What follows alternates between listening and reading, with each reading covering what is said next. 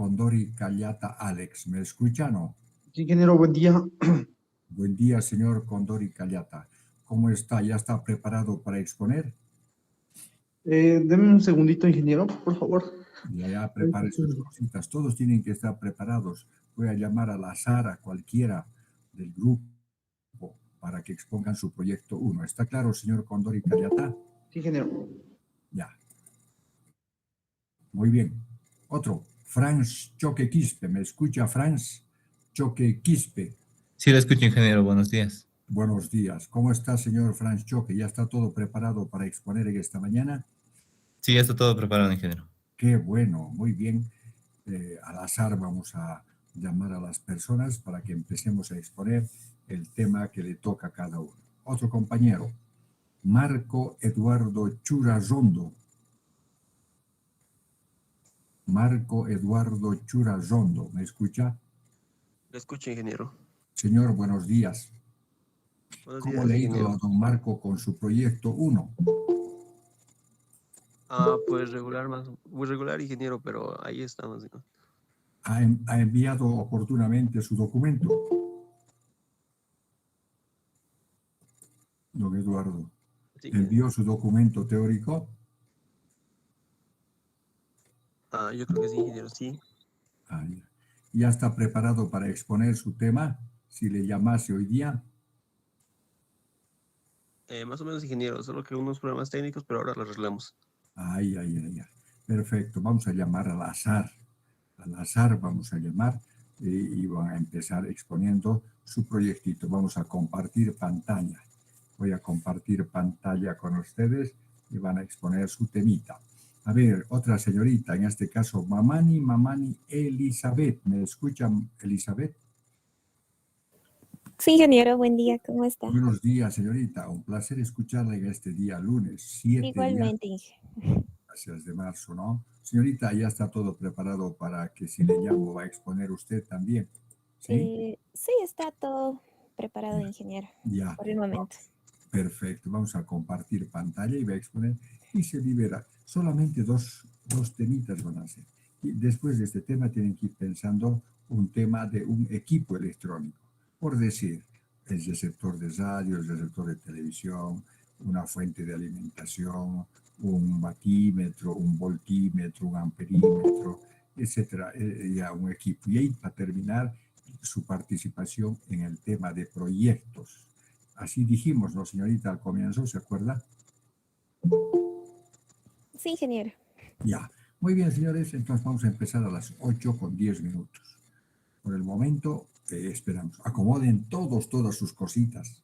Lo que tiene que hacer para exponer es compartir pantalla para que yo vea sus diapositivas en las que se han preparado para esta oportunidad. Muy bien, señores, a las 8:10 empiezo con exposiciones con cualquiera de ustedes. ¿Cómo están ustedes? Un placer volver a saludarlos en esta mañana a los que recién se conectan. Creo que ya estamos todos. Bueno, están más, yo tengo anotados de ustedes. Sí, creo que estamos todos ya. 28, conmigo más 28, creo que somos todos ya. Espero que nadie esté fuera de la lista. Hoy es 8:10, 8:02, ya no puedo estar todo el tiempo haciendo pasar a conectarse a la clase. Pues tenemos que empezar ya. Hoy, señores, lunes 7 de marzo, tenemos que dar inicio a nuestras exposiciones. Ya han pasado prácticamente un mes y una semana de nuestras clases. El semestre en la práctica dura 4 meses y un poquito más de un cuarto de tiempo ya hemos consumido haciendo las cosas. Entonces tenemos que apurarnos con las exposiciones. Muy bien, a ver, voy a hablar con alguien una cosita más. Ariel Tambo. ¿Cómo está, señor Tambo? Buenos días. Ingeniero. ¿Cómo está, señor Tambo? ¿Cómo le ha ido con su proyecto? Bien nomás, ingeniero, aunque algunas cositas ha sido complicado de investigar. No había muchas fuentes de información. ¿Cuál era su tema? Varistores. Varistores. Del varistor lo que hay que explicar es su curva característica, cómo es su relación tensión-corriente. Y eso explica la gran mayoría de las cosas de ese componente. Todo componente tiene su curva característica, a propósito. Todos los que hablan de un componente tiene su curva característica. ¿Qué es su curva característica? Es una relación tensión-corriente que explica cómo funciona. Cuando usted le aplica la corriente, ¿qué pasa con su tensión sobre ese componente? Lo mejor para explicar cómo funciona técnica y científicamente un componente electrónico es a través de su curva característica. Eso es, señores. Muy bien. Entonces, hoy vamos a empezar exponiendo ya. Atienda. A ver, señor Tambo, me está escuchando, ¿no? Sí, ingeniero. Ya, escúcheme, señor Tambo, atento. Usted va a ser uno de los que me va a decir un número. Ya, Tambo. Otro. A ver, una señorita, la señorita Elizabeth Mamani, ¿me escucha? Elizabeth Sí, Mamani. le escucho. Atenta, usted me va a decir otro número.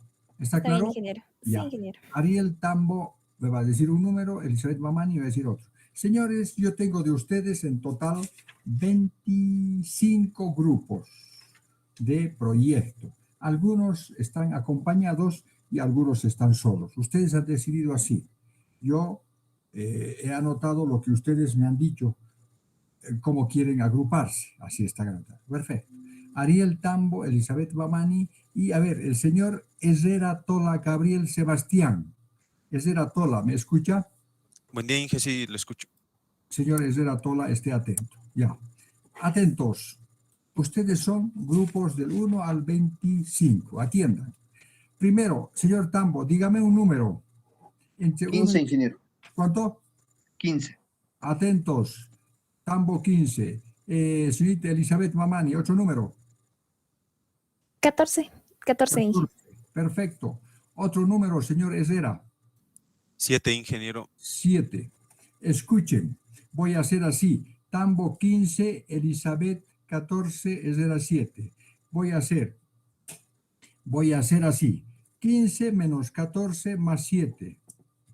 15 menos 14, ¿cuánto es? 1 más 7, 8. El grupo 8 empieza exponiendo en esta mañana. ¿Quiénes son del grupo 8? El señor Choque Q y el señor Cayata B, creo que señorita, no sé, con el tema de diodos. Adelante el grupo 8 con el tema de diodos. ¿Alguien de ese grupo está presente? Buen día, Inge, sí. Señorita Daniela Janine Cayata. Su compañero Choque Quispe, ¿no? Sí, ingeniero. ¿Dónde está su compañero? Sí, ingeniero, buenos días. Ah, qué bueno, están los dos. Muy bien, estamos empezando muy bien. Adelante, señores, compartiremos pantalla. Su tema es diodos. Señores, atiendan. Los diodos son, se supone que hay dos tipos de diodos. El diodo valvular, que es de tecnología antigua, y hay el diodo semiconductor. Yo entiendo que los señores del grupo 8 van a hablar del diodo semiconductor. Veremos su tema que han hecho, cómo lo han hecho, y todo se va a evaluar. Atiendan todos, todos tienen que anotar todo. En el cuaderno que yo voy a revisar, donde está la teoría que vamos realizando, también tienen que estar las exposiciones.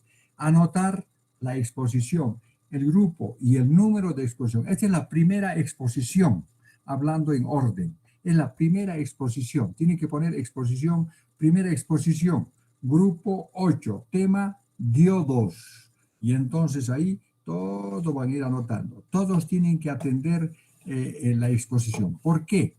Porque el día del examen yo le voy a preguntar qué estructura tiene un diodo, etcétera, etcétera, etcétera.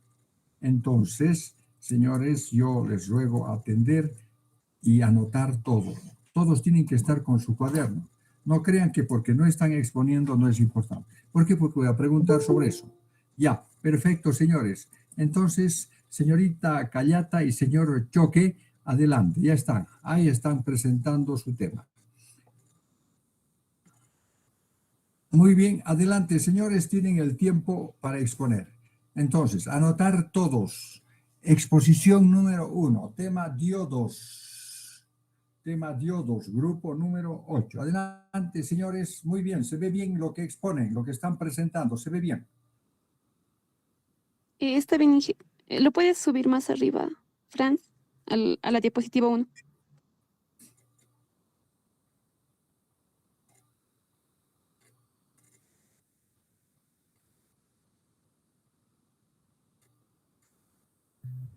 Disculpe, ingeniero, ¿lo puede ver completo? ¿Lo pueden ver completo o no está? A ver, mi compañero. Se ha perdido la imagen. Eh,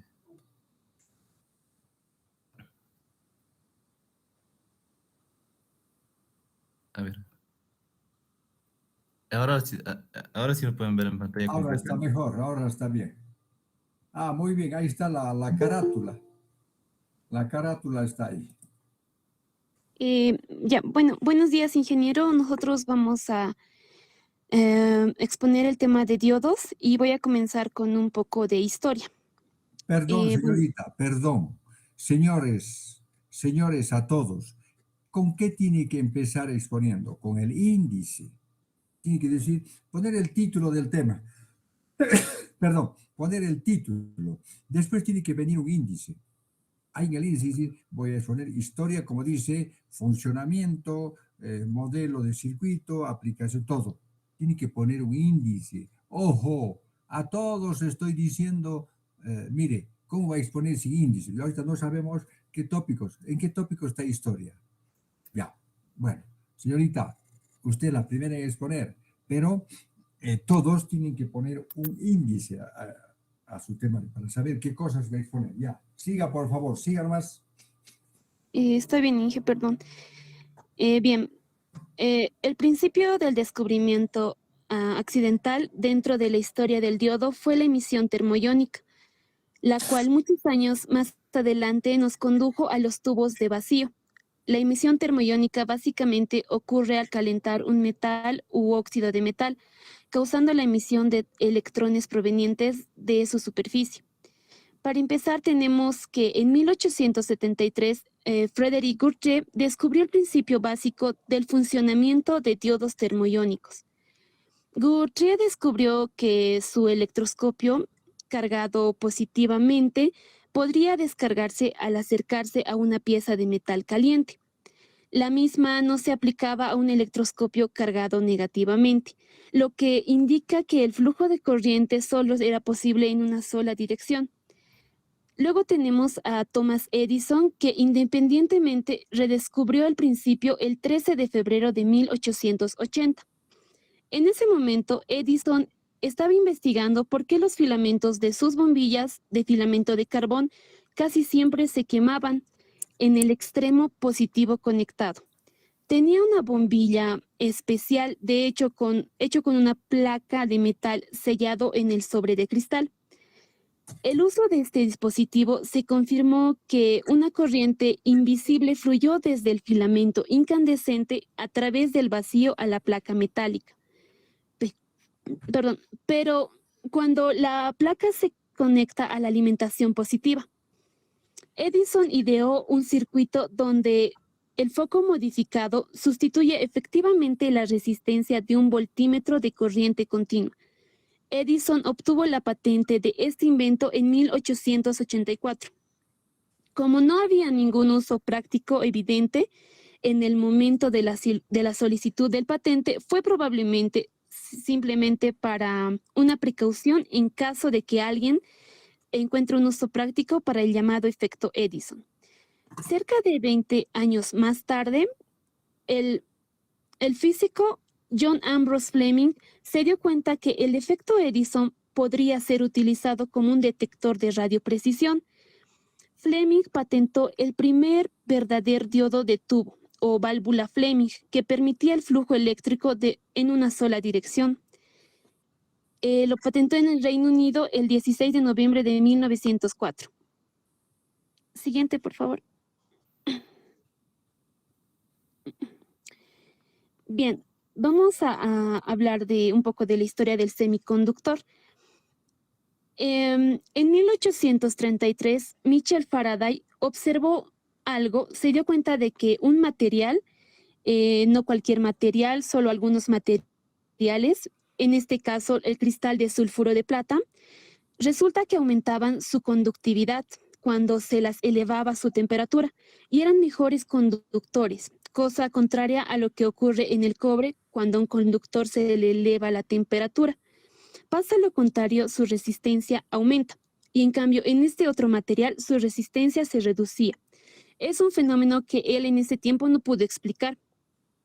En 1874, el científico alemán Carl Ferdinand Braun dijo que el cristal de galena, que es sulfuro de plomo, cuando se llevaba la punta de un buen conductor y tocaba ese cristal, observó que la corriente caminaba en una sola dirección. No podía caminar en sentido contrario. Había materiales que trabajaban igual. Entonces, él había descubierto la conducción unilateral de los cristales. Braun patentó el rectificador de cristal en 1899. Los rectificadores de óxido de cobre y selenio fueron desarrollados para aplicaciones de potencia en la década de 1930. También el científico Jagadish Chandra Bose, en 1901, el físico biólogo de la India, patentó un componente que utilizaba los cristales de galena con un conductor conectado a él. Él vio la perspectiva para qué podía ser usado. Empezaron a aparecer muchos componentes de rectificadores que se les dio nombres como diodo galena, diodo punta de contacto, diodo de cristal y diodo bigote de gato. Fue el primero en usar el cristal para la detección de las ondas de radio en 1894. El detector de cristal se convirtió en un dispositivo práctico para la telegrafía sin hilos por Greenleaf Whittier Pickard, que inventó un detector de cristal de silicio en 1903 y recibió una patente para el 20 de noviembre de 1906. Otros experimentadores trataron una variedad de sustancias, de los cuales el más ampliamente utilizado fue la galena mineral. Existen otras sustancias que ofrecen un mejor rendimiento, pero la galena fue el más utilizado porque tenía la ventaja de ser barato y fácil de obtener. El detector de cristal en estos aparatos de radio de cristal primero consistían en un alambre ajustable con un punto de contacto que podría ser movido manualmente sobre la cara de cristal con el fin de obtener la óptima señal. Este dispositivo problemático fue reemplazado por diodos termoiónicos por la década de 1920. En 1931, el matemático inglés Alan Harris Wilson publica una teoría electrónica de los semiconductores aplicado a la mecánica cuántica y explicó propiedades físicas de los semiconductores y propuso que la semiconductividad se debía a las impurezas en las estructuras de cristal. En 1938, diversos físicos, entre ellos Boris Davidov, Neville Francis Mott y Walter Schottky, concluyen que el fenómeno de concentración formaba una barrera simétrica. En 1939, Russell Schweigmacher Holt descubre en una muestra de silicio una barrera creada por dos zonas diferenciadas, unas impurezas de fósforo y otras por impurezas de boro. Uno de sus colegas desarrolló el concepto de dopado para referirse a las impurezas que agregaban o quitaban electrones y lo llamó a uno que tenía electrones de más por esas impurezas región N y al que tenía electrones de menos por esas impurezas lo llamó región P.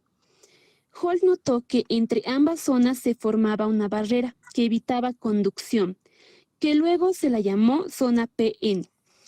Y esa zona actuaba como un muro de potencial. El muro de potencial se lo llamó zona PN y este no permite el flujo de corriente, pero podría vencerse si colocábamos de cierta polaridad.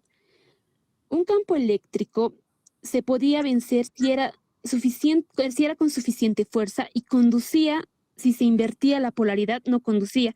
Pero después de los materiales semiconductores de alta pureza, llegó a estar disponible el detector de cristal vuelto a su uso dominante con el advenimiento de bajo costo de diodos de germanio, fijada en la década de 1950. Siguiente, por favor.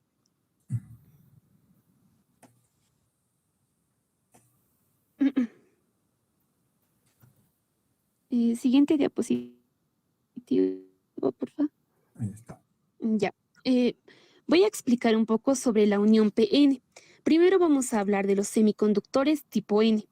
Un semiconductor tipo N es un semiconductor extrínseco de germanio o de silicio, dopado por impurezas de fósforo o arsénico, que está dicho sea de paso, donan un electrón por cada átomo, porque son átomos pentavalentes. El resultado de este semiconductor tipo N, así como está en reposo, es que tiene muchos electrones libres. Estos de color rosa, como podemos ver en la imagen de la izquierda 1, y unos cuantos huecos productos de la emisión térmica. Al tener en su mayoría electrones libres, tiene una resistencia baja, porque sus impurezas son donadoras. Pero, ¿qué pasaría si lo polarizamos? Es decir, si conectamos dos placas en los extremos del semiconductor y hacemos que pase una corriente eléctrica, alias flujo de electrones, bueno, esto pareciera ser contradictorio porque observen que el paso de algún tiempo los electrones que se encuentran libres y que son la mayoría en el cristal son atraídos por la terminal positiva y los huecos que son minoría en el cristal se van al lado de la terminal negativa. Claro está, ayudándose de los electrones que se encuentran en su vecindad inmediata. Muy probablemente, algunos de los electrones provenientes del cable entren al semiconductor. Como los huecos están formando iones positivos y se comportan como cargas positivas, estos atraerán a dichos electrones y se combinarán con ellos. Llegará el momento en que entonces en el que el semiconductor, que estaba en el estado de reposo, que tenía una resistencia muy baja debido a que tenía impurezas donadoras, ahora ha quedado como un cristal extrínseco, puro y que contrariamente ahora se comporta como un aislante perfecto. Y por lo proveniente del cable ya no pasará a través del semiconductor, porque primero, ya se acabaron los huecos con los que pudieron combinarse y segundo, el semiconductor se está comportando como un aislante perfecto, con una resistencia demasiado alta, que impide el flujo de estos. Siguiente, por favor.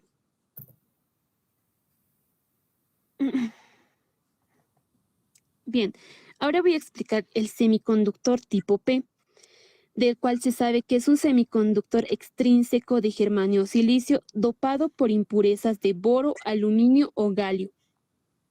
Que dicho sea de paso, donan un hueco por átomo, porque son átomos trivalentes. El resultado de este semiconductor tipo P en reposo, así como está, es que tienen muchos huecos, como podemos observar en la imagen, debido a que las impurezas trivalentes y cuantos electrones libres, y unos cuantos electrones libres, producto de la emisión térmica, que a propósito no está en este dibujo para no confundirnos. Entonces, al tener en su mayoría huecos, veremos que algunos de estos huecos mayoritarios son atraídos por la placa negativa, ayudándose de los electrones vecinos que hayan en su vecindad inmediata. Cada electrón proveniente del alambre entrará fácilmente al cristal, recombinándose con cada uno de los huecos de las impurezas trivalentes. Estos electrones ya dentro de del material experimentan una fuerza de atracción con la placa positiva, como podemos observar en la imagen. Y para poder continuar su camino, se ayudan de los huecos, ya que los huecos se comportan como cargas positivas y serán atraídos a los electrones que encuentren a su paso. Entonces, el semiconductor tipo B, ahora polarizado, se comporta como un conductor que permite amigablemente el flujo de electrones, alias corriente eléctrica. En conclusión de estos dos semiconductores, un material tipo N tiene impurezas con electrones mayoritarios que al ejercer una corriente eléctrica a través de él se comporta como un aislante perfecto y por lo tanto tendrá una resistencia muy grande. Un material tipo P tiene impurezas con huecos mayoritarios, es decir, tiene impurezas aceptadoras, que al ejercer una corriente eléctrica a través de él, cada hueco acepta un electrón proveniente del exterior y el material tipo P se comporta como un conductor y por lo tanto tendrá una resistencia muy pequeña. Siguiente, por favor. Bien, ahora, un fabricante puede construir la mitad del material tipo N y la otra mitad tipo P y unir estos dos cristales extrínsecos. A esta unión se denomina unión PN y justo donde se encuentra la unión de dichos cristales se conforma una línea llamada acertadamente línea de unión, como podemos ver ahí. Los electrones libres del lado del material N se mueven en todas direcciones, están dispersas. Recuerden que hay que recordar que cuando un electrón es libre, ya no tiene atado a ningún átomo y por lo tanto tienen la libertad de moverse a donde quieran. Incluso alguno que otro de estos electrones pueden llegar a traspasar la línea de unión. Y de hecho esto sucede y cuando sucede ocurre algo muy interesante. A medida que algunos electrones son capaces de atravesar la línea de unión, se convierten en portadores minoritarios, porque la región N pierde estos electrones, que ahora ya se encuentran en un lado del material tipo P, en donde están los huecos que son muchos, es decir, los huecos son mayoritarios, y los electrones que recién pasaron a la zona P les queda muy poco tiempo de vida. En otras palabras, tienen poco tiempo en que sigan siendo electrones libres, ya que los huecos no tardarán en atraerlos y combinarlos con ellos. Cuando esto ocurre, el hueco desaparece y el electrón libre se convierte en un electrón de valencia. Y poco a poco estos pares van formando una zona donde se encuentran todos estos pares de cargas, que dicho sea de paso son iones positivos y negativos. A esta zona se le llama zona de depleción. En los costados de la región se forma lo que se conoce zona de agotamiento o empobrecimiento. El término de empobrecimiento se refiere al hecho que en la región cercana a la unión se queda sin portadores de carga, o sea, electrones del lado N y huecos del lado P debido a que se combinan unos con otros y se observa en el medio en la imagen, debemos tener muy en cuenta que la zona de depleción se forma muy rápido y es muy delgada a comparación de la región N y la región P. Ahora, los electrones del lado N les costará más trabajo atravesar la línea de unión para combinarse con un hueco, porque ya se interpuso una zona de depleción. Por supuesto, habrá uno que otro que lo logre. Y entonces, la zona de depleción se hará más ancha. Y al ser más ancha, costará más trabajo a un electrón libre del lado N para atravesar la línea de unión, de tal modo que ya no atraviesa ningún electrón. Dicha línea se llega al equilibrio, entonces prácticamente la zona de depleción se convierte en una barrera para los electrones libres del lado N. Vean con este hecho que es más visible la carencia de huecos del lado P. ¿Qué ocurre en la zona de agotamiento? Analizamos lo que sucede en cada átomo del lado N y del lado P. Cuando un átomo pentavalente del lado N pierde un electrón y este atraviesa la línea de unión, el átomo queda cargado positivamente porque la cantidad de electrones en el núcleo de este átomo no cambia. Así que ahora este átomo tiene un protón más en su núcleo con respecto a los electrones que debe tener en sus capas de valencia y por lo tanto queda cargado positivamente. Ahora bien, cuando un electrón libre se encuentra al lado del material tipo P, combina los huecos del átomo trivalente en el electrón, deja de ser libre y se convierte ahora en un electrón de valencia, como podemos observar en la imagen. Por lo tanto, este átomo queda cargado negativamente, es decir, hay más electrones en su capa de valencia que protones en su núcleo. Como este hecho ocurre en la vecindad de la zona de depleción a la zona de agotamiento, toda vez que se ha llegado al equilibrio y por la cantidad de electrones que perdieron los átomos del lado del material tipo N, esa pequeña zona queda cargada positivamente y la zona de agotamiento del tipo P queda cargada negativamente. Estas dos pequeñas fuerzas forman una diferencial de potencial. Siguiente, por favor. Y como se encuentra entre estas dos cargas, una barrera que impide el paso de los electrones del lado N al lado P. A esa diferencia de potencial se le denomina potencial de barrera y se expresa en volts. Ahora, cualquier electrón que quiera cruzar la línea de unión forzadamente deberá vencer dicho potencial de barrera. Entonces, ¿cómo se comporta esta unión al ser polarizada? Estamos a punto de ver nacer uno de los inventos más creativos del siglo XX. Se trata del semiconductor que revoluciona los tubos del vacío, también llamados bulbos, que sin este descubrimiento, sin duda, muy probablemente no estaríamos viviendo una nueva era de revolución tecnológica en la que hoy nos encontramos.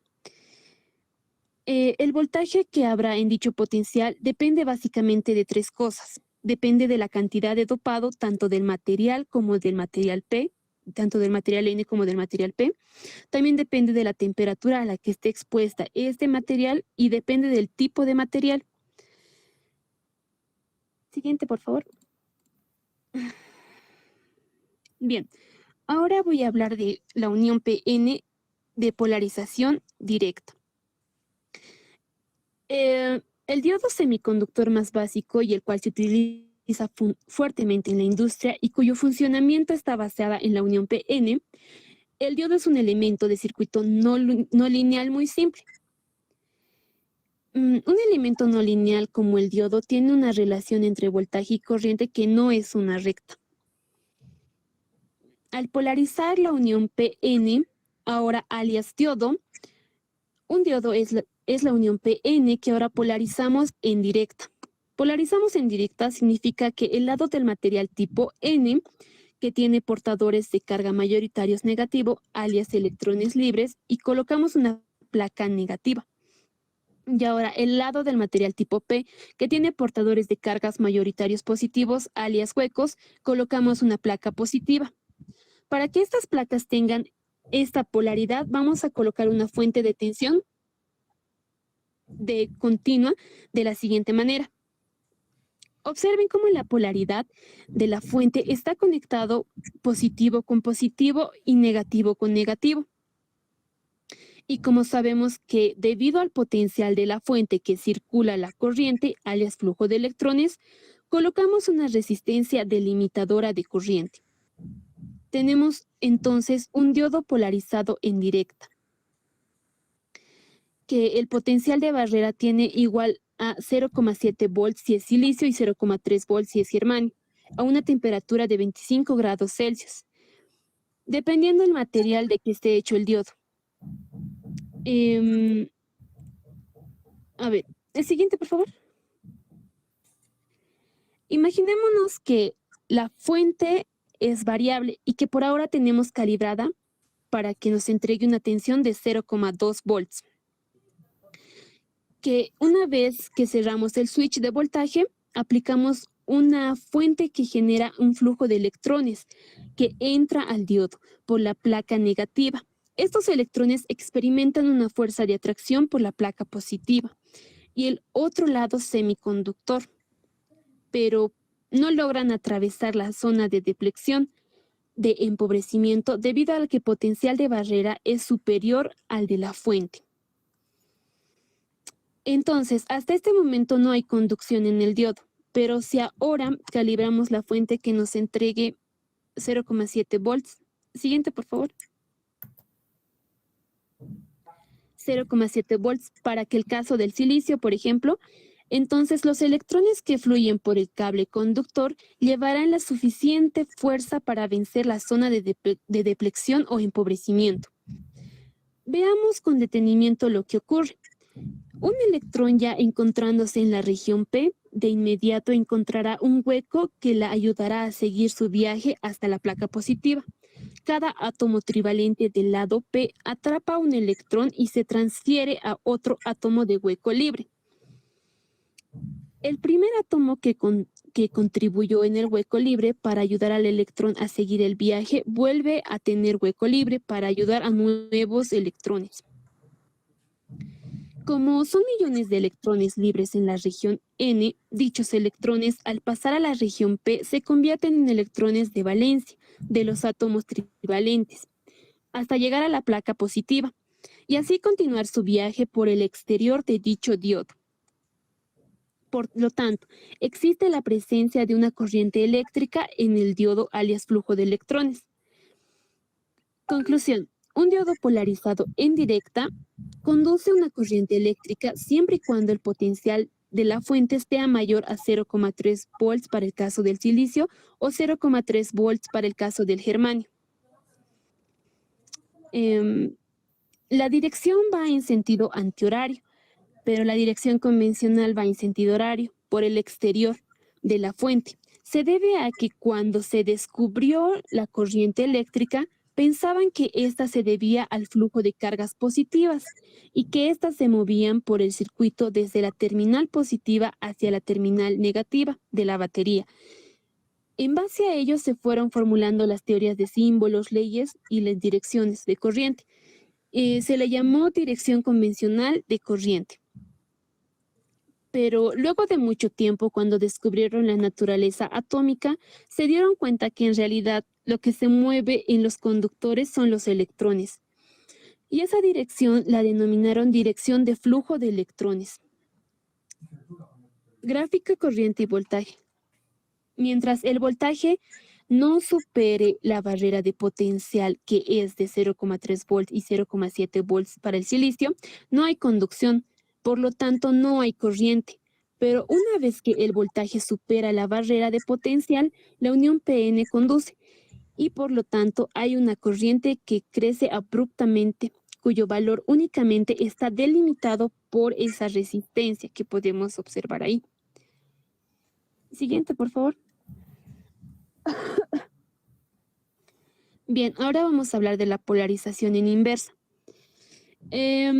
Esto se puede decir que al voltear la fuente de tensión, ahora la polaridad de la fuente está invertida, es decir, la placa positiva se encuentra conectada con la región N, donde los portadores de carga mayoritarios son electrones, y la placa negativa está conectada con la región P, donde los portadores de carga mayoritarios son huecos o cargas positivas.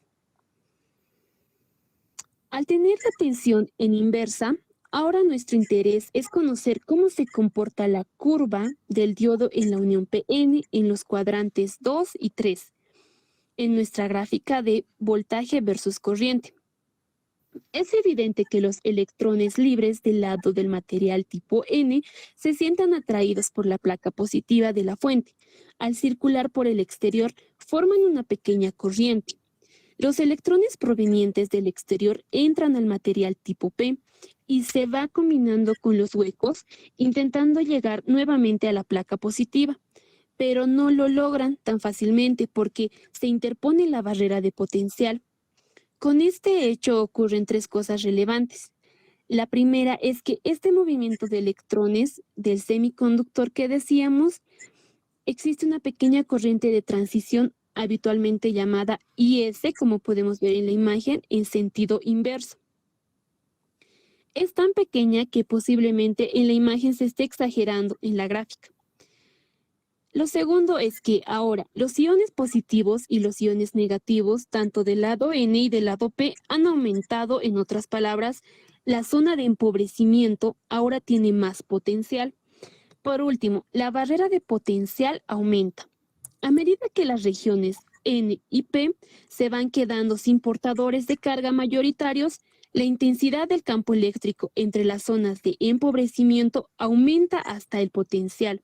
A través de estas regiones es igual el voltaje de polarización de la fuente, como podemos ver en la imagen. En este momento, la corriente de transición esencial cesa. Esta pequeña corriente dura mientras las zonas de empobrecimiento quedan cargadas al valor de la fuente. Esto ocurre cuando, en cuestión de nanosegundos, imaginémonos por un momento que la magnitud de la fuente de polarización la hacemos crecer. Siguiente, por favor. En principio, más electrones del lado N fluirán hacia la placa positiva debido al potencial de la fuente. Estos electrones entran al semiconductor del lado del material tipo P que intentarán llegar a la placa positiva, ayudándose de ellos los huecos que encuentran en su camino. Pero ahora, la zona de deflexión se hace mucho más grande y por tanto, estos no logran atravesarla. Se convierten en electrones de valencias, haciendo más negativas la zona de empobrecimiento del lado P.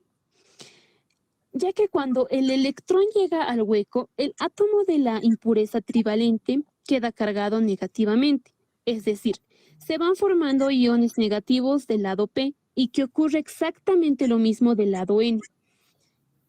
Es decir, se van formando iones positivos del lado N.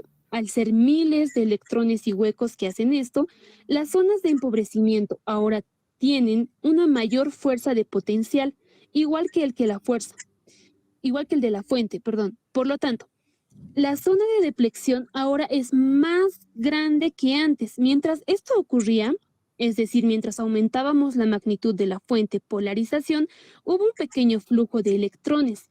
Es por ello que la corriente creció un poco más, que es una corriente miserable, en el orden de los nanoamperes. Como podemos ver en la imagen, ha aumentado.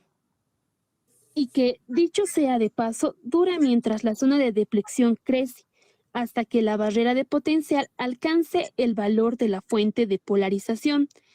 A esto se obedece que a dicha corriente se le denomina corriente transitoria o corriente de transición, que si volvemos a hacer crecer la magnitud de tensión de la fuente de polarización en inversa, llegará el momento en que la zona del material tipo P se sature, es decir, que ya no haya huecos. En otras palabras, aunque hagamos crecer más la magnitud de la fuente de la zona de deflexión, ya no puede crecer más dentro del semiconductor. Y con esta corriente de transición es debida al ensanchamiento de la zona de deflexión, pues se mantienen sin cambios y permanece constante. Siguiente, por favor.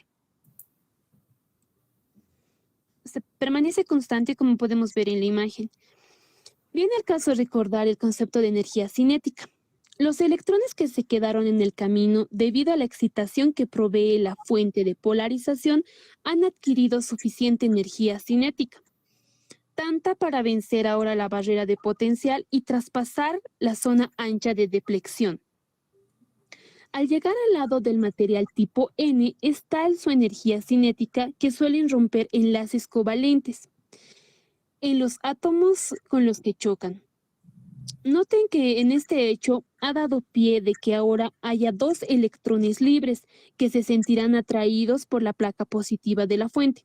Muy probablemente la energía que adquiere un electrón que se desprendió de su enlace covalente sea suficiente, tal que al chocar con otro átomo sea capaz de romper un nuevo enlace covalente y surja ahora un nuevo electrón. Ahora, hay 3 electrones libres que se sentirán atraídos por la placa positiva de la fuente. Siguiente, por favor.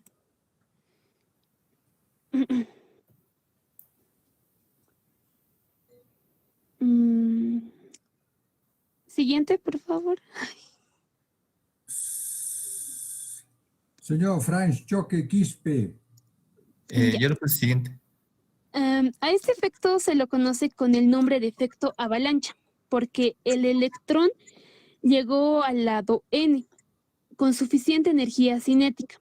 Al romper un enlace covalente, se van multiplicando los electrones que fluirán por el exterior del semiconductor y generarán abruptamente una corriente en sentido inverso, que si las pudiéramos graficar, entonces se verían de la manera como en la imagen de corriente versus voltaje. Y a la magnitud de esta tensión, cuando ocurre el efecto avalancha, se lo conoce como el voltaje de ruptura. Las hojas de especificación de los semiconductores traen especificado el valor de ruptura, que suele ser muy grande, superior a los 30 o 40 volts para diodos rectificadores. Habitualmente, la mayoría de los diodos no son operados en condiciones de ruptura en inversa, debido a que la multiplicación de los electrones se conducen en inversa. Suelen ser grandes para pequeñas variaciones de la tensión de la fuente. El mismo calentamiento puede dañar permanentemente al semiconductor y es por ello que la mayoría de estos diodos solo se les utiliza en polarización en directa. Sin embargo, un diodo se puede utilizar polarizado en inversa para numerosas aplicaciones. La recomendación es delimitar la corriente en inversa con una resistencia adecuada.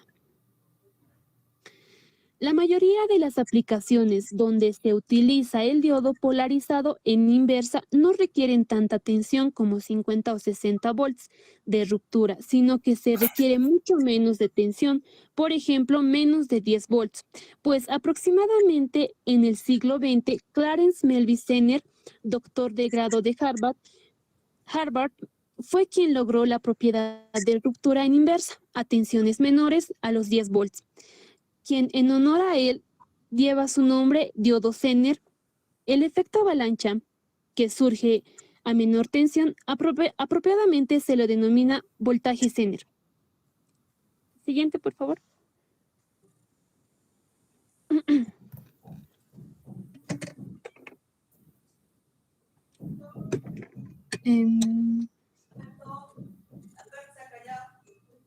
Siguiente, por favor.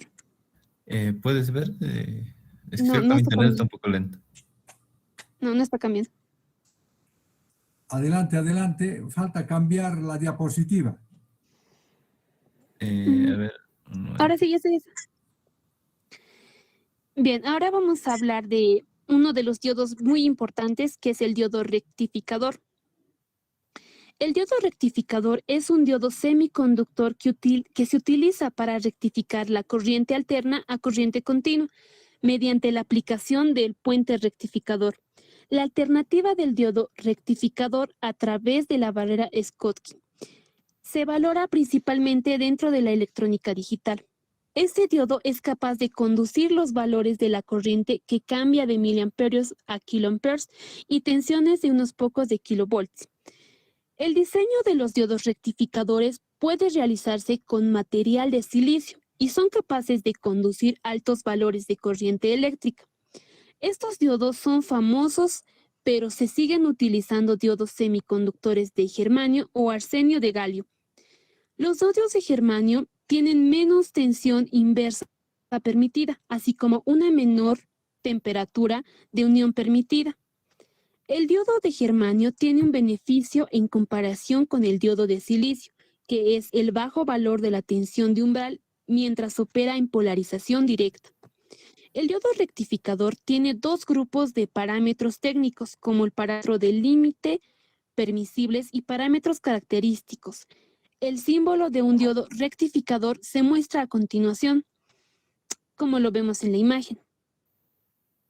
También, el funcionamiento del diodo rectificador es de los materiales tipo N y tipo P. Es cuando se combinan químicamente con una técnica de fabricación especial que da lugar a la formación de la unión PN.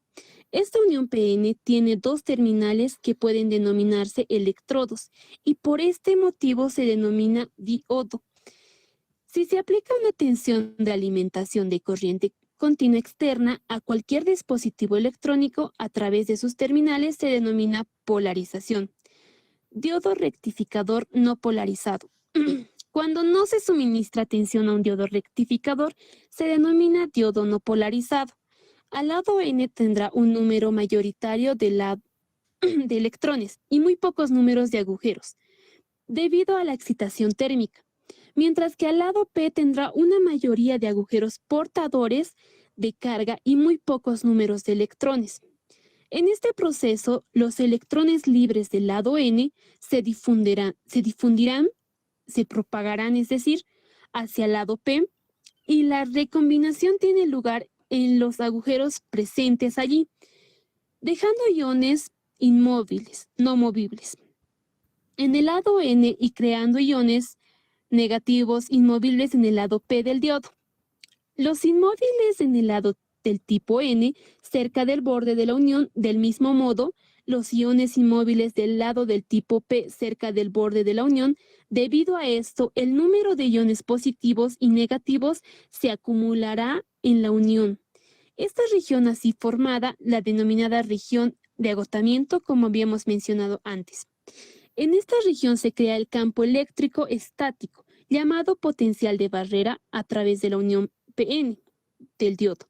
Se opone a la posterior migración de agujeros y electrones a través de la unión. La polarización directa. Polarización directa. En un diodo de unión Pn, el terminal positivo de una fuente de tensión está conectado al lado del tipo P y el terminal negativo está conectado al lado del tipo N. Se dice que el diodo está en condición de polarización directa. Los electrones son repelidos por el terminal negativo de la alimentación de corriente continua y derivan hacia la terminal positivo. Entonces, la influencia de la tensión aplicada está derivando de electrones. Hace que fluya la corriente en un semiconductor. Esta corriente se denomina corriente de deriva. Como los portadores mayoritarios son los electrones, la corriente en el tipo N es la corriente de electrones. Como los agujeros son portadores mayoritarios en el tipo P, estos son repelidos por el terminal positivo de la alimentación de corriente continua y se mueven a través de la unión hacia la terminal negativa. Por lo tanto, la corriente del tipo P es la corriente de agujeros. Entonces, la corriente global debido a los portadores mayoritarios crea una corriente directa en dirección de la corriente convencional, fluye de positivo a negativo de la batería en dirección de la corriente convencional, es opuesta al flujo de electrones. Siguiente, por favor.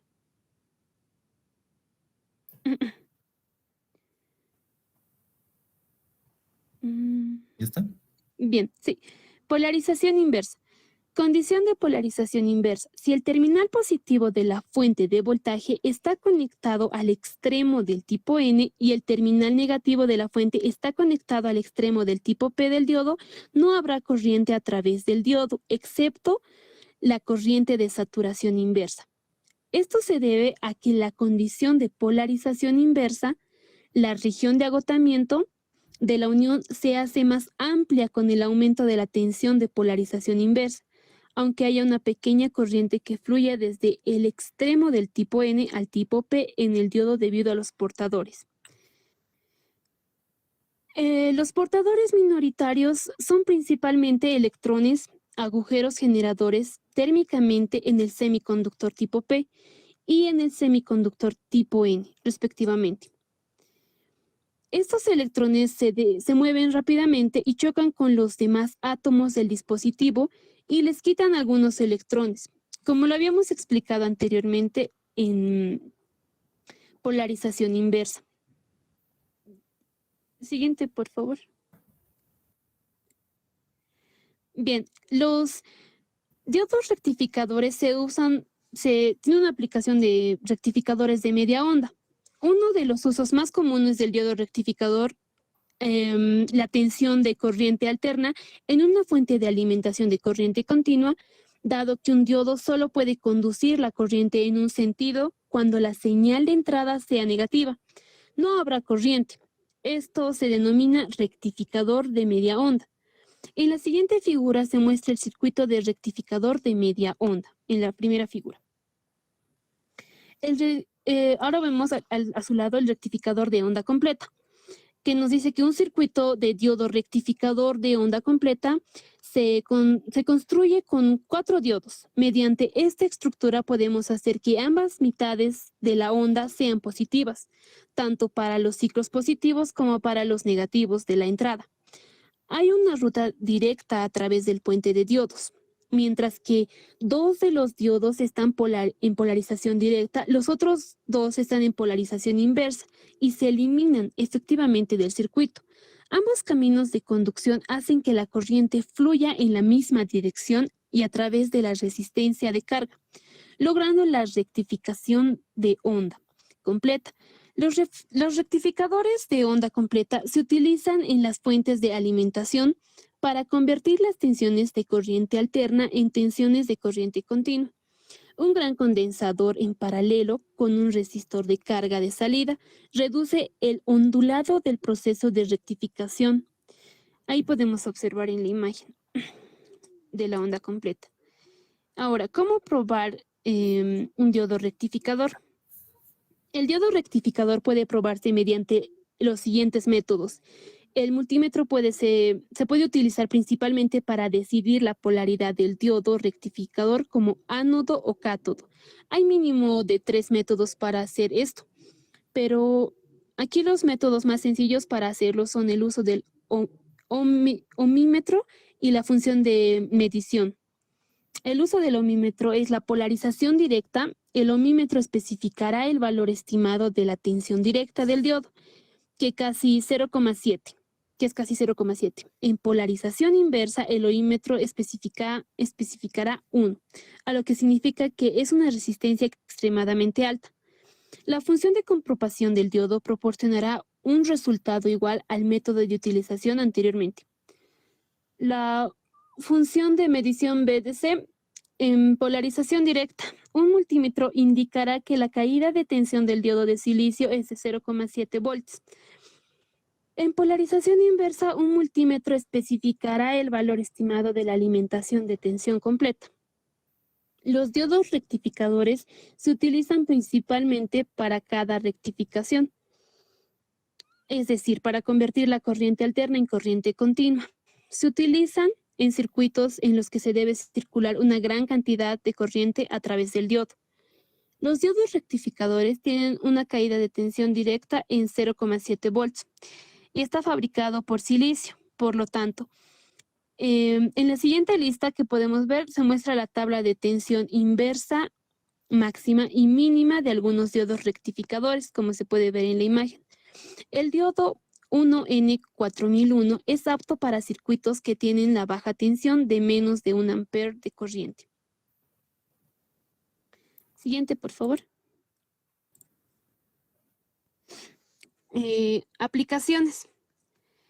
Los diodos rectificadores tienen muchas aplicaciones. Algunos de las aplicaciones tienen estos diodos son rectificar una tensión, por ejemplo, convertir corriente alterna en corriente continua, como ya lo habíamos dicho, aislar las señales de una alimentación, controlar el tamaño de una señal, mezcla de señales y señales de detección, sistema de iluminación y diodos láser. Así como un diodo rectificador permite el flujo de corriente eléctrica en una sola dirección, utilizada para el funcionamiento de la fuente de alimentación, estos diodos pueden manejar al máximo el flujo de corriente en comparación con los diodos normales. Estos diodos se utilizan normalmente para alterar la corriente alterna a la corriente continua. El diseño de los mismos puede realizarse como componentes discretos o como circuitos integrados. Están diseñados a partir de silicio y se distinguen en una superficie de unión PN bastante grande, por lo que resulta que en una capacitancia de condiciones de polaridad inversa.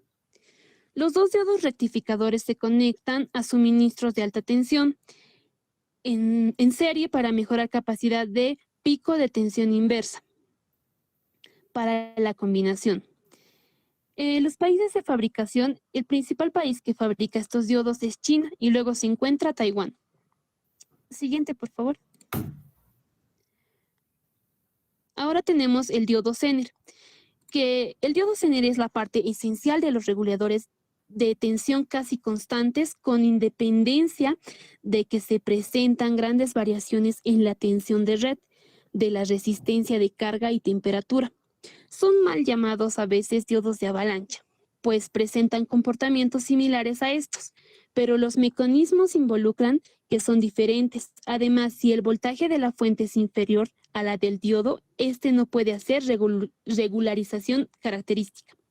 Ahí en la imagen podemos ver quién descubrió cómo es el funcionamiento del diodo Zener, también su símbolo y su gráfica.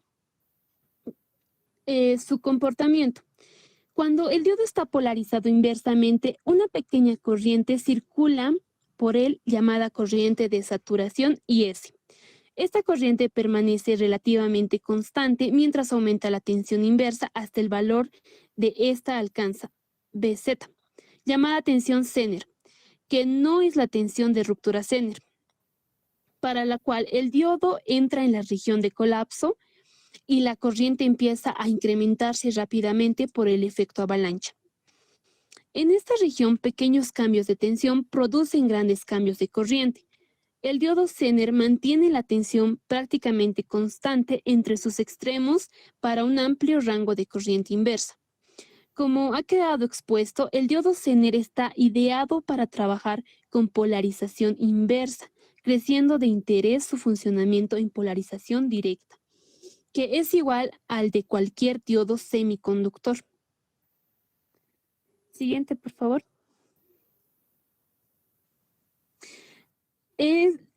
Tenemos una aplicación para la regularización de tensiones.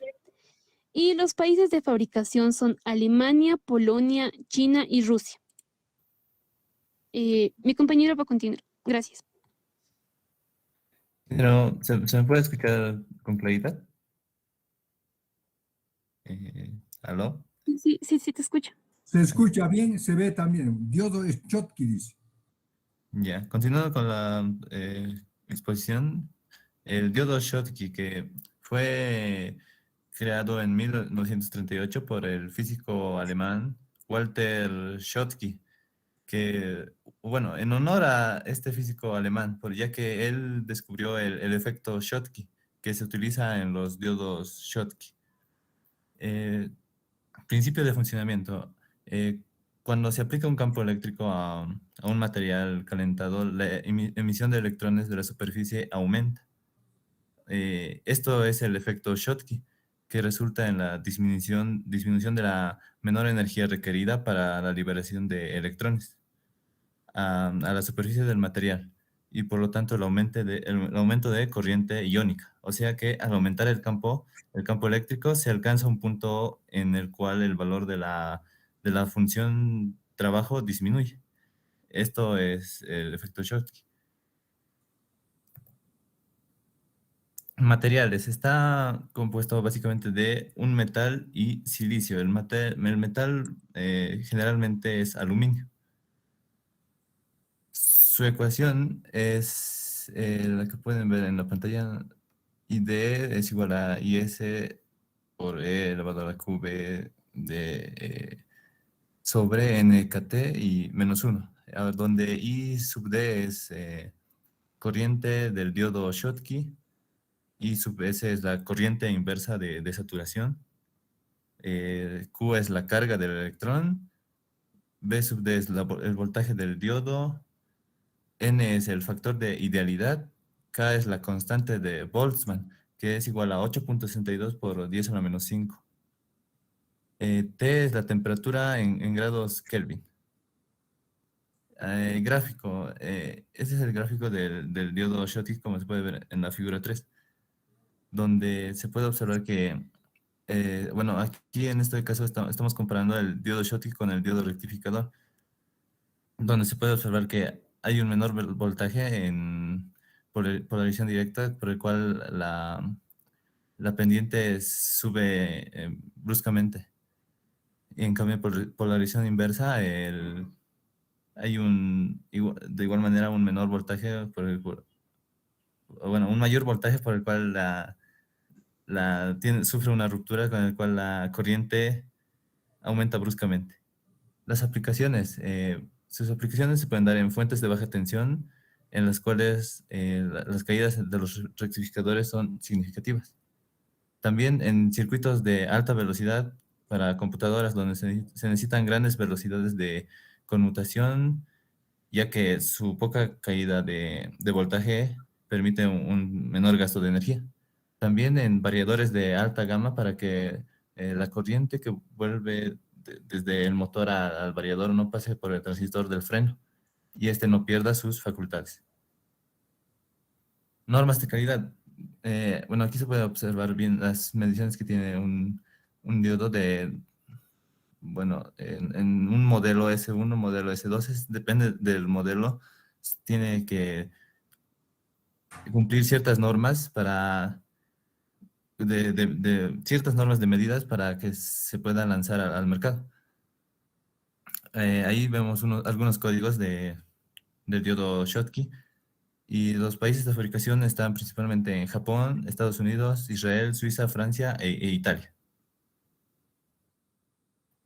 Diodo láser fue desarrollado por dos empresas, el General Electric e IBM, en 1962, siendo un láser pulsado de galio y arsénico, teniendo altas densidades de corriente y trabajando a temperaturas criogénicas, es decir, a temperaturas muy bajas. Pero ya en 1970 se condicionó esto para que pueda trabajar a temperatura ambiente. Principios de funcionamiento se divide en tres, en absorción de energía, emisión espontánea y emisión estimulada. Materiales. Bueno, en este caso está, bueno, materiales, está, bueno, el silicio principalmente, y germanio también se puede encontrar. Su ecuación es esa que es la caída de intensidad del láser que se puede observar a medida de la distancia, donde G sub HW es la ganancia de fotones a medida que va pasando la intensidad de corriente.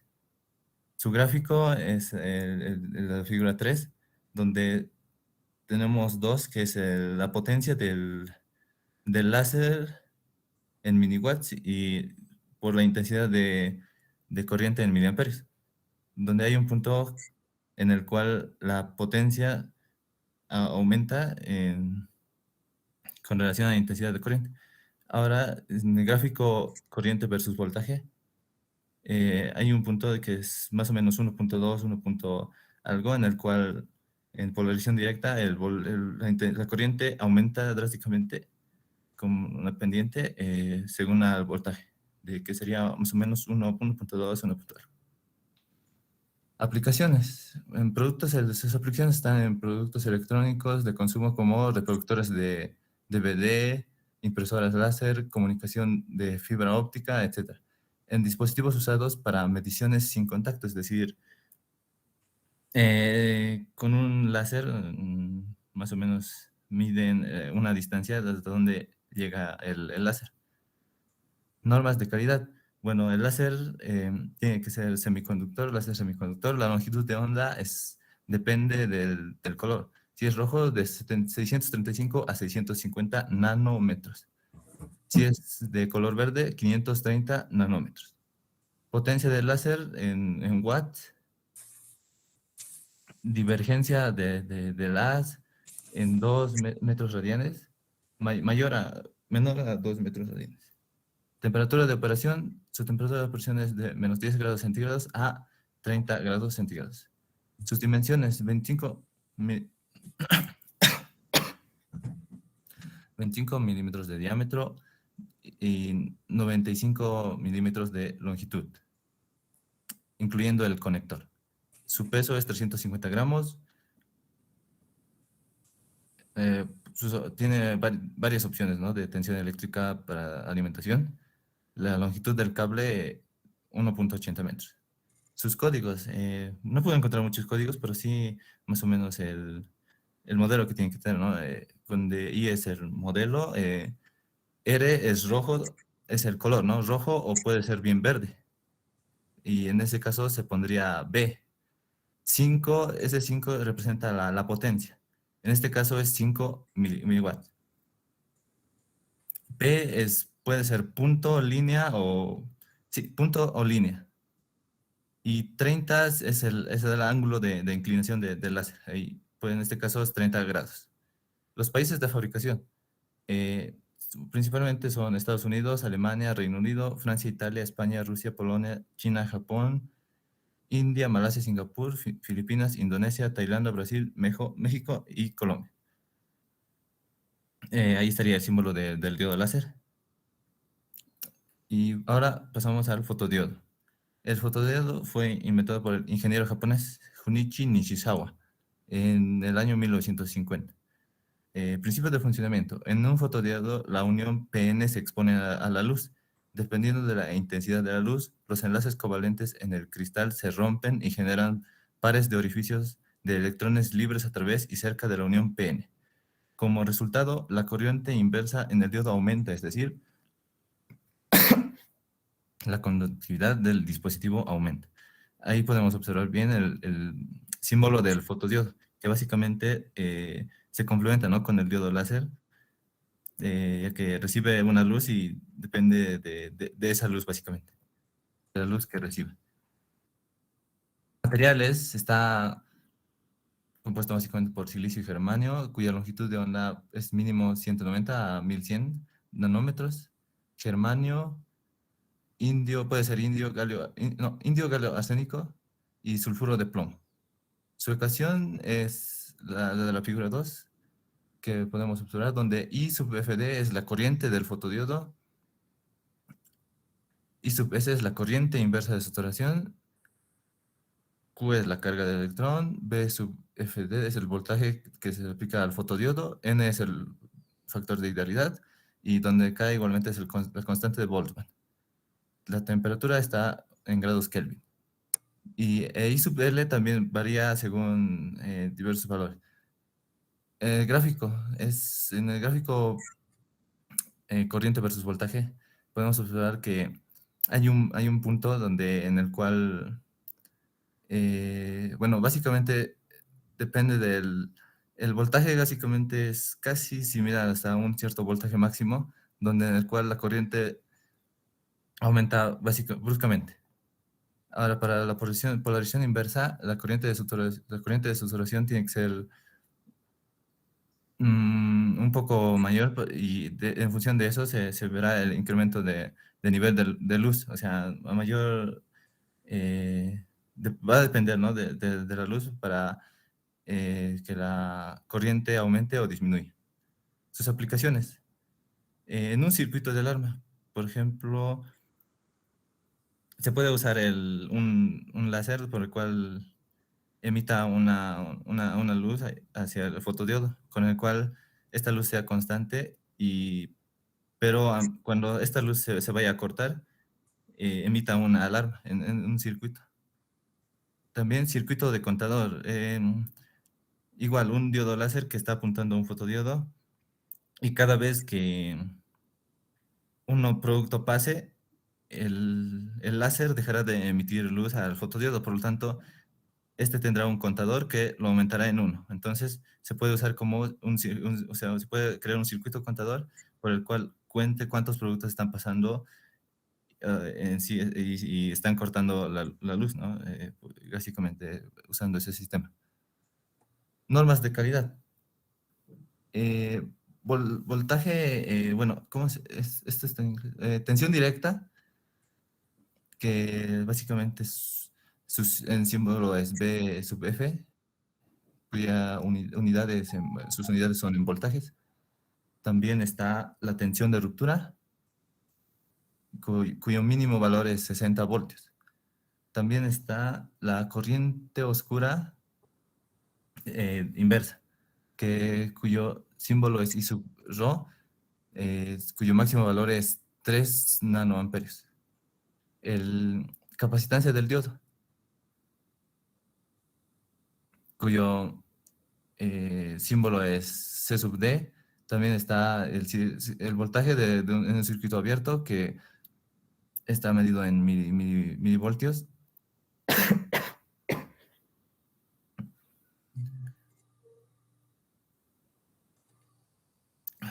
Coeficiente de temperatura de B.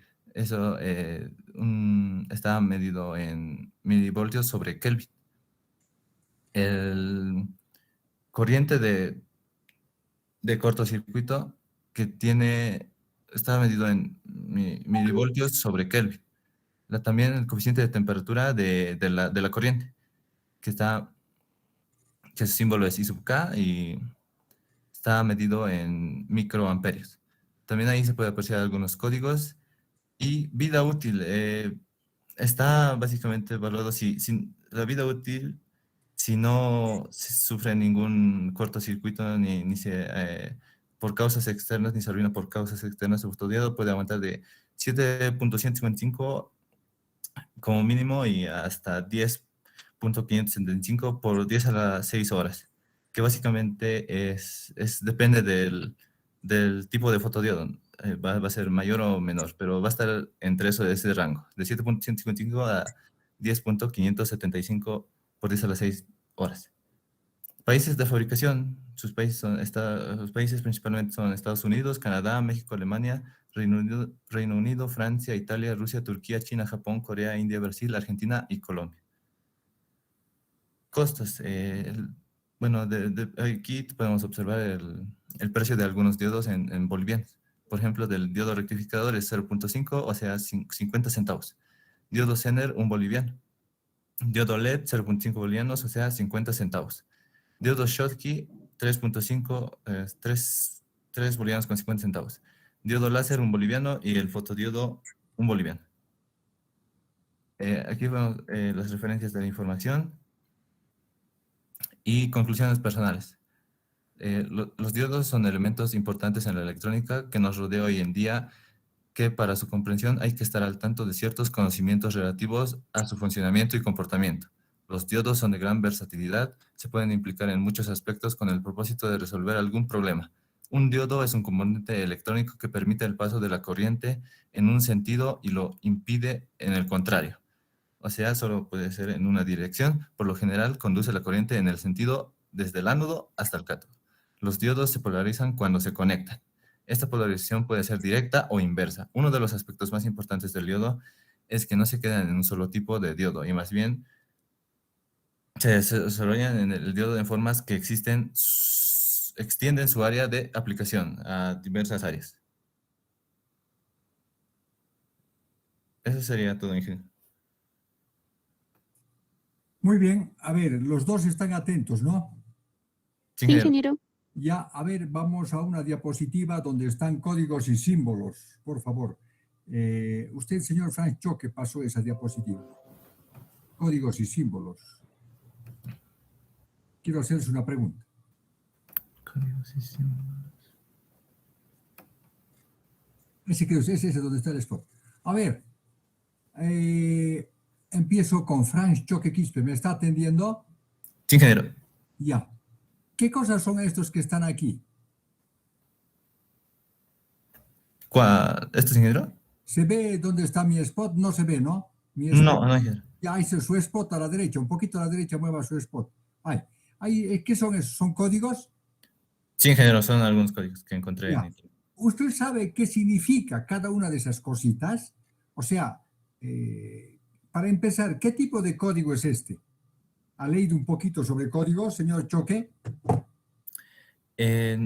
No logré encontrar mucho, ingeniero, solo busqué en internet códigos Ahí está, pues. Ahí está el código, ahí está, mire, ha encontrado, ahí están los códigos. Sí, sí, ingeniero, pero no encontré bien lo que significaba, pero es según el funcionamiento, ¿no? ¿Cuál es el máximo voltaje que pueden aguantar? También está el modelo, ¿no? Que según puede ser SSK, BA. Eso no es lo que encontré, ingeniero. No sabe lo que... A ver, en primer lugar, ¿qué tipo de código es este? Tipo de código. ¿Entiende? No le estoy diciendo que me diga qué es, porque tiene significado cada una de las cositas. Mire, aquí está 1N5822. Este es un diodo rectificador. 1N5822. Posiblemente es otro SK1040D1. Todo tiene significado. A ver, a su compañera. Empiezo primero con usted, Franchoque. ¿Qué tipo de codificación es esta? ¿Tiene idea? ¿Sabe algo? Código. Usted se refiere, por ejemplo, existe el código de barras, ¿no, ingeniero? Claro. Entonces, ¿Qué este tipo código sería, no sé, escrito, supongo. ¿Qué tipo de código es este? ¿Cómo se Código llama? escrito. A ver, señorita, a usted la pregunta, Sí, ingeniero. ¿qué tipo de código es este que tiene enfrente y que ha indicado su compañero? Bueno, existen diferentes tipos de códigos en el sistema americano y el sistema convencional. En el sistema americano comienza con 1N seguido de la serie de diodos, donde es por las letras, ingeniero. Digamos, A es germanio, B es silicio y la segunda letra indica la aplicación del diodo. Así es dependiendo tipo como que las letras van diciendo sus características, por así decirlo. Claro. A ver, en cuanto a, fíjese, una cosa es que le diga, descríbame qué significa cada letra y número del código. Ese es un tipo de pregunta. Otra pregunta es la que le dije al comienzo. ¿Qué tipo de código es todo esto? Este es un tipo de código. Eso le pregunté a Franchoque y a usted. Eso estoy preguntando. ¿Qué tipo de codificación es esta? No le estoy diciendo qué significa la A, la P, la Q, el 10, el 80. No estoy diciendo eso. Le estoy diciendo qué tipo de código es este. ¿Uno de los dos me puede decir?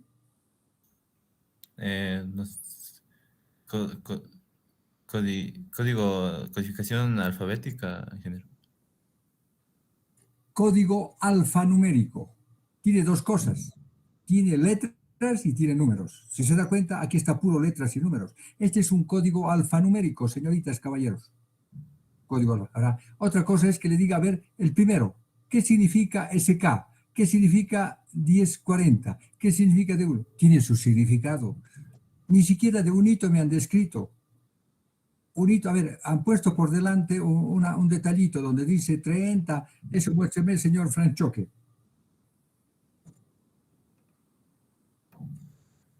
¿Este ingeniero? Exacto. Ahí tiene IR5P30. ¿Ese es un código? Sí, ingeniero. ¿Qué significa I?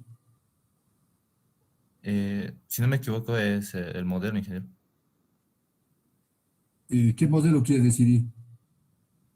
O bueno, o sea, puede haber de muchos tipos, ¿no? Bueno, si no me equivoco, tal vez. A ver,